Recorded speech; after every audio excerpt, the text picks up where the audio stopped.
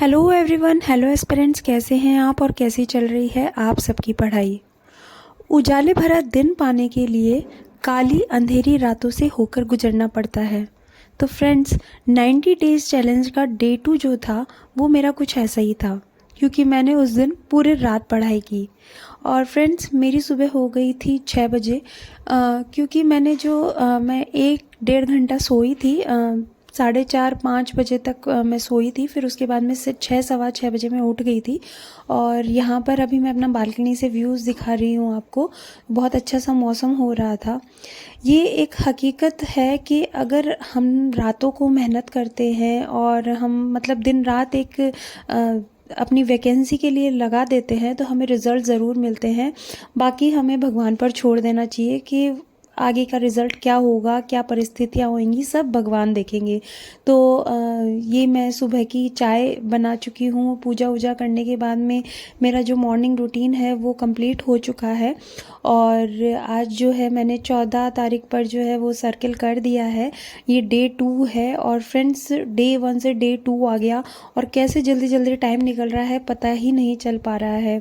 और अभी यहाँ मैं छोटा सा ब्रेकफास्ट लेती हूँ, क्योंकि फ्रेंड्स मैं चाय की बहुत मतलब मुझे जो मॉर्निंग टी है वो बहुत ही पसंद है और इसके बिना मैं बिल्कुल भी फ्रेश फील नहीं करती हूँ।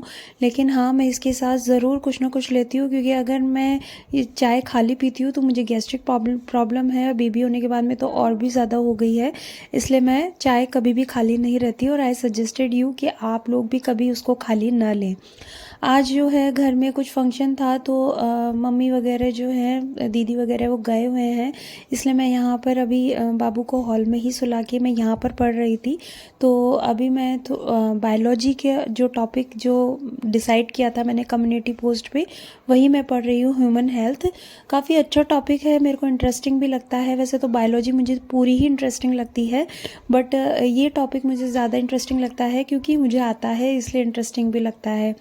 एक फ्रेंड्स, मुझे किसी ने मैसेज किया था कि डे 2 का कम्युनिटी पोस्ट पे मैंने नहीं डाला, क्योंकि फ्रेंड्स अभी मैंने सेकंड टॉपिक जो है वो स्टार्ट ही नहीं किया और मैंने भी सोचा भी नहीं है, तो इसलिए मैंने उसमें भी पोस्ट नहीं किया है।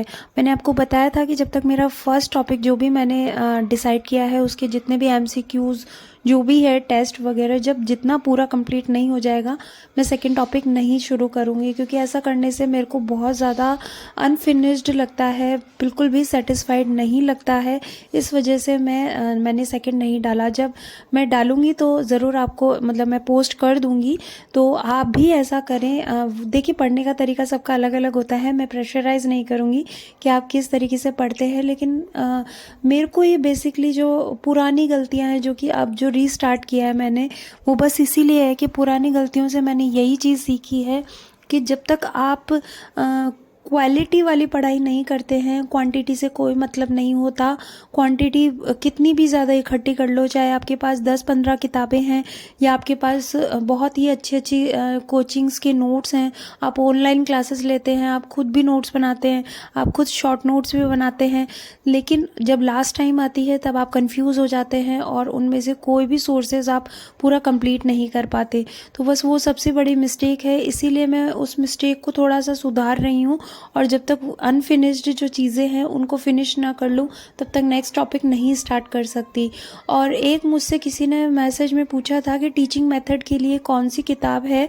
तो देखिए, टीचिंग मेथड के लिए जो है वो मंगल्स की किताब आती है, वो अच्छी है। और बाकी जो मैंने पहले टीचिंग मेथड्स पढ़े हैं वो मैंने यूट्यूब के थ्रू ही पढ़े हैं, या फिर जो गाइड्स में जो हम एक गाइड लेते हैं उस गाइड में एक सेपरेट पार्ट आता है टीचिंग मेथड का, वहाँ से भी पढ़े हैं। और कुछ बीएड की बुक्स हैं मेरे पास टीचिंग मेथड की, तो वो भी मैंने वहाँ से पढ़े हैं और उससे क्वेश्चंस जो है वो सॉल्व हो जाते हैं।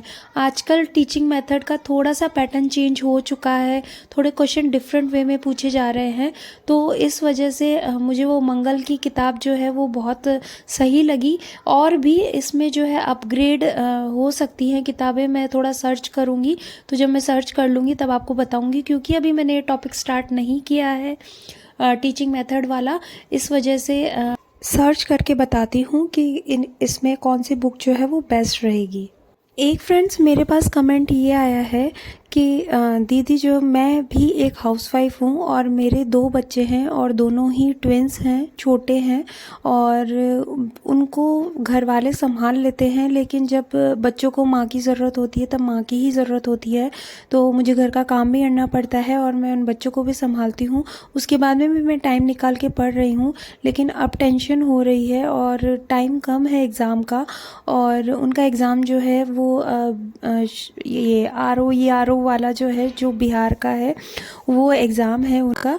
तो इस दिसंबर में एग्ज़ाम है, तो वो थोड़ी बॉदरेशन में है, मतलब उनको थोड़ी टेंशन हो रही है इस चीज़ की कि उनकी तैयारी अभी पूरी कंप्लीट नहीं हो पाई है और उन्होंने जो तैयारी है वो अभी 2 महीने पहले ही स्टार्ट की है।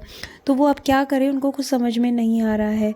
तो देखिए सिस्टर, मैं आपको ये कहूँगी कि आप एक जो अपना टारगेट है वो एक ही चूज़ करें और आप अपने एग्ज़ाम को एटलीस्ट कम से कम 1-1.5 साल तो दें।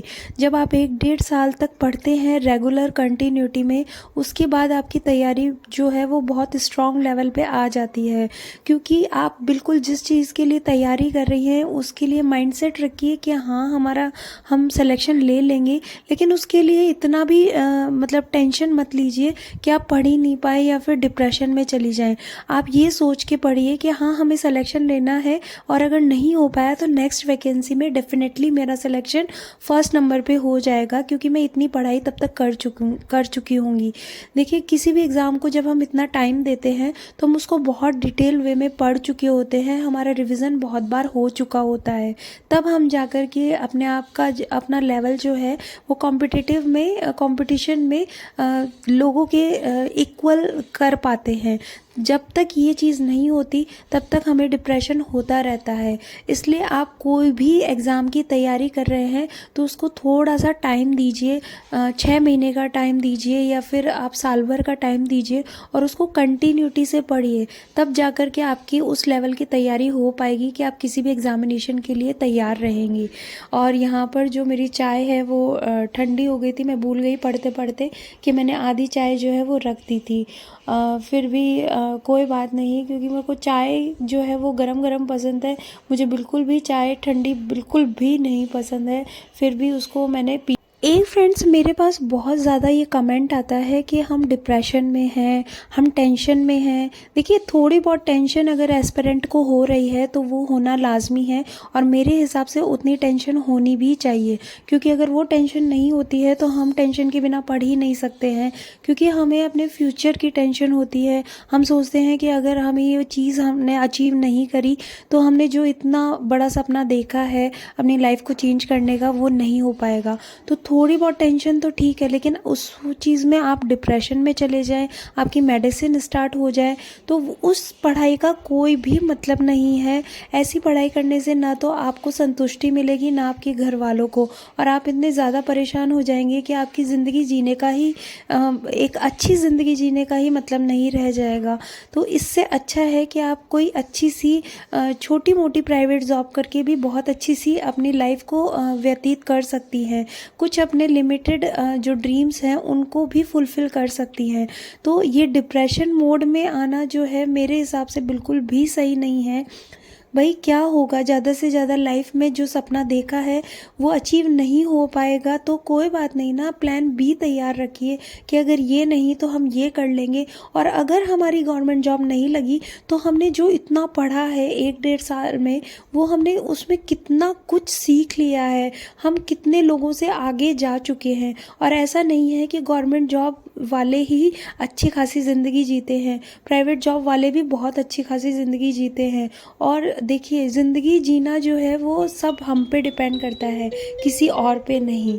और यहाँ पर मैं थोड़ा सा बच्चे को टाइम दे रही थी, तो उसका टॉय आया था नया, तो वो तो बाद में खेल रहा था, मैं ज़्यादा खेल रही थी उससे, क्योंकि मुझे बहुत पसंद है टॉयज़ से खेलना और बहुत ही अच्छा लग रहा था।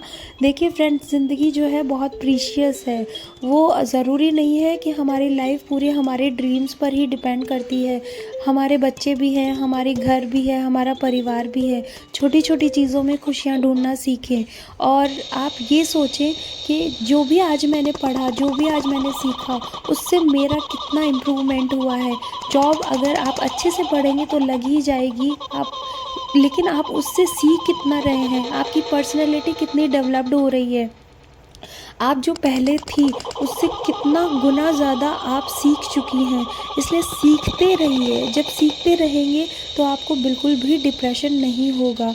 जब आप अपने व्यवहार में बदलाव लेके आएंगे, पढ़ाई का मतलब होता ही यही है कि आप अपने व्यवहार में बदलाव लेके आइए। और जब आपका व्यवहार और आपकी सोच बदल जाएगी, आप खुद ब खुद सक्सेसफुल महसूस करेंगी, तो डिप्रेशन दूर तक नहीं आएगा। Thank you. Have a nice day.